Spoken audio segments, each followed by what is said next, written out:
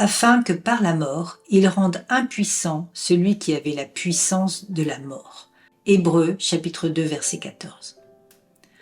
Ô enfant de Dieu, la mort a perdu son aiguillon parce que le pouvoir du diable sur elle est détruit.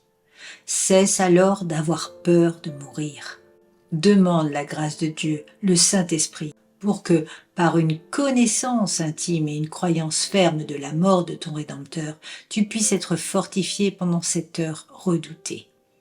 Vivant près de la croix du Calvaire, tu peux penser à la mort avec calme, et même l'accueillir avec une joie intense quand elle viendra au moment opportun. Il est doux de mourir dans le Seigneur. C'est une bénédiction de l'alliance que de dormir en Jésus. La mort n'est plus un bannissement, c'est un retour de l'exil, un retour vers les nombreux châteaux où l'être aimé demeure déjà. La distance entre les esprits glorifiés dans le ciel et les saints militants sur terre paraît grande, mais ce n'est pas le cas. Nous ne sommes pas loin de la maison. À un moment précis, nous y serons conduits. La voile est larguée, l'âme vogue au-dessus des abîmes. Combien de temps durera son voyage ? Combien de temps lui faudra-t-il louvoyer dans le vent avant qu'elle puisse arriver dans le port de paix ? Combien de temps est-ce que cette âme sera ballottée sur les vagues avant d'arriver à cette mer qui ne connaît pas la tempête ? Voici la réponse. Absent du corps, présent avec le Seigneur. Le bateau vient seulement de partir, mais il est déjà arrivé à son port. Il vient juste d'étendre sa voile et il est déjà arrivé.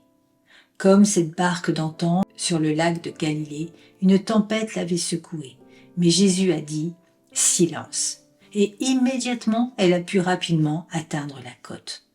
Ne pensez pas qu'une longue période intervienne entre l'instant de la mort et l'éternité de gloire. Quand les yeux se ferment sur la terre, ils s'ouvrent dans le ciel.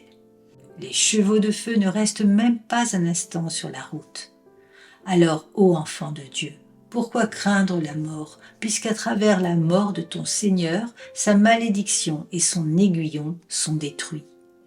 Et maintenant, il y a une échelle de Jacob dont le pied est dans la tombe sombre, mais dont le sommet atteint la gloire éternelle.